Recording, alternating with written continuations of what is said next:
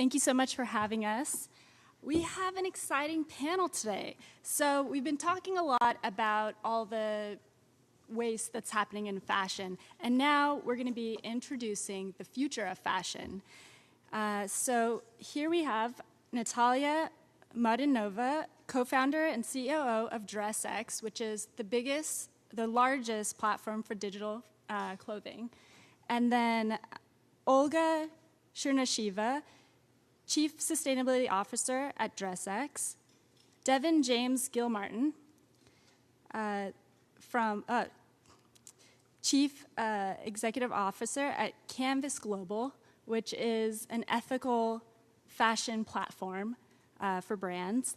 And Sam Heisel, co-founder and COO of NFT Now, which is everything that you need to learn about NFTs you can find on Sam's site. All right, Olga, let's get into sustainability.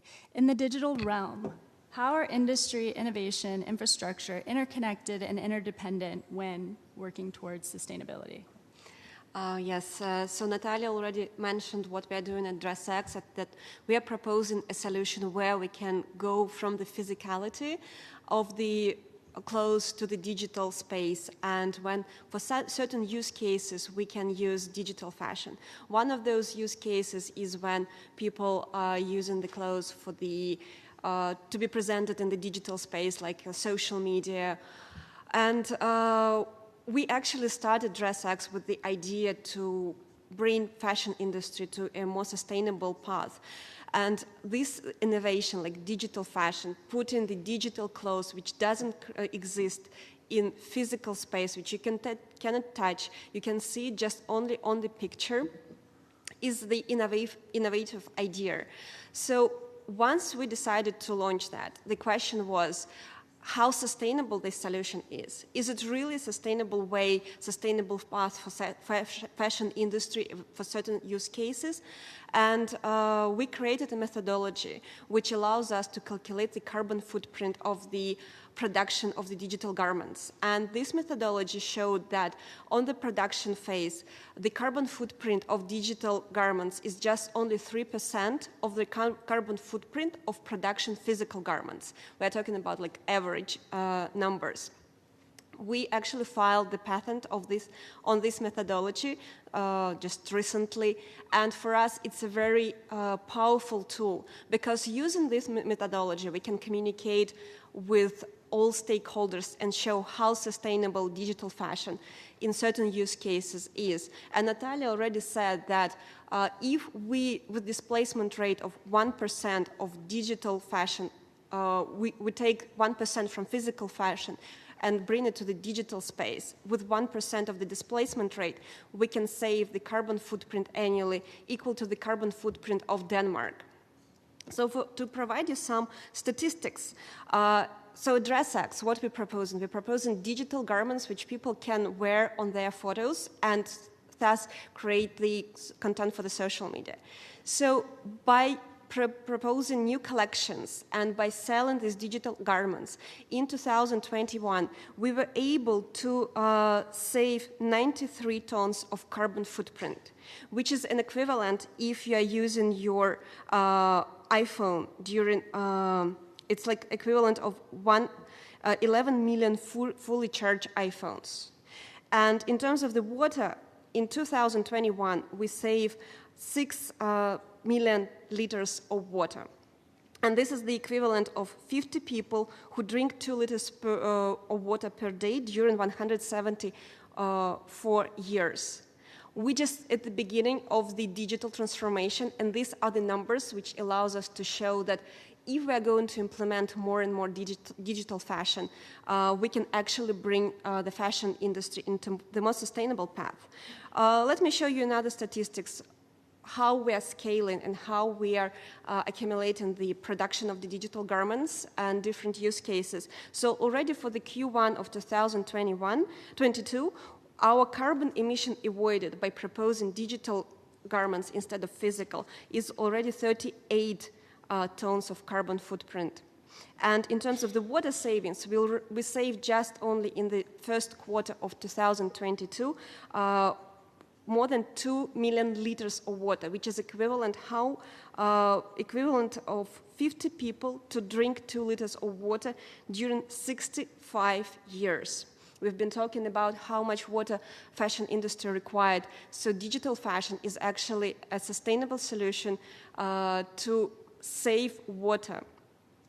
And let me just show you some campaign results. We collaborated with Farfetch last year, and it was a milestone for the fashion industry, because that use case was that when we created for the capsule collection by Farfetch, exclusively purely digital marketing campaign, which means that for this marketing campaign, the clothes hasn't been produced physically. It has been produced digitally, and then we just dress the influencers' photos, and we send by email those photos. So instead of producing physical clothes, send it all around the world to the influencers who are going to take one photo and post one photo on the Instagram to promote the new collection. We did it purely digital. And on this capsule collection, just only on the marketing campaign, we were able to save 2.5 tons of carbon footprint and 350,000 liters of water, which is equivalent for 20 people to drink 2 liters of water during 24 years. And another example, we did a collaboration with American Eagle, who is very famous for the denim and jeans, for the Earth Week, and we created 3 pair of jeans which has animation and water flow around the jeans to bring more attention to the usage of water in the denim production. We dressed 55 photos, and people tried 14,000 jeans in our application, like Natalia showed you. And if we compare this, that if real people bought this amount of jeans in real life, physically, versus what we produced digitally, we were able to save 86 million gallons of water just on this campaign, which will last for 1 week. And this is the equivalent of water. How much do we save? It's the amount of water that 3,000 people can drink during 158 years. So basically, digital fashion for certain use cases, such as creation of the content, such as marketing campaign, avoiding samples, is a very sustainable way and fun way. Actually, it's really fun, because with American Eagle, we created a virtual effect, the visual effects, which did different water turning around the jeans, the person who is wearing it. So it's actually very fun and very cool way, and it's the language to talk with the modern generation, how we can bring fashion to the most sustainable path.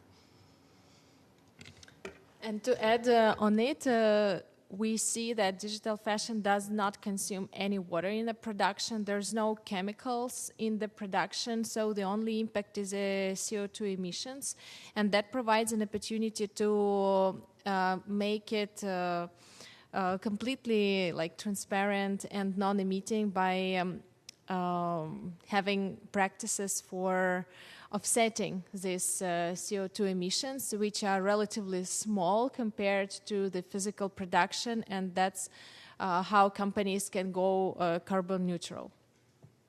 And the last thing about digital fashion is that there is no physical waste in the end of the life. We just archive our photo, and that's it. With the physical production, we know how much waste does it accumulate in the end of life. Those numbers are just incredible, actually. So this question is for all of you guys. The fashion industry and innovation are commonly referred to. However, what is the role of the fashion infrastructure, and how can it be sustainable? Olga, you can start. Well, having the innovative products like digital space, digital garments, metaverse, we are changing the way how people start thinking about consumption and production, and we want them to start thinking about ownership beyond the physicality. And this can change the way how we actually doing our shopping, in not only about fashion goods, but about every goods. Imagine that, first of all, you're buying the digital item, and then you decide whether you can you would like to get it in physical form, or for you the digital space is enough. That means that all the infrastructure around the selling, about the retail, is going to change.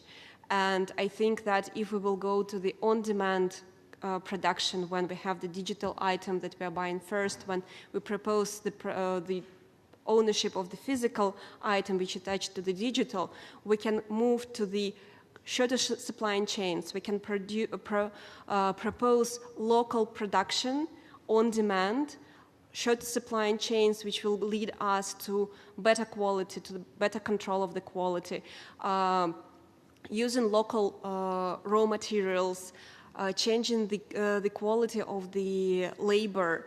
So it's a very small move right now of the digital fashion, but in future, if it's implemented correctly, we can actually transform the way how we consume, how we produce, and reduce the environmental impact.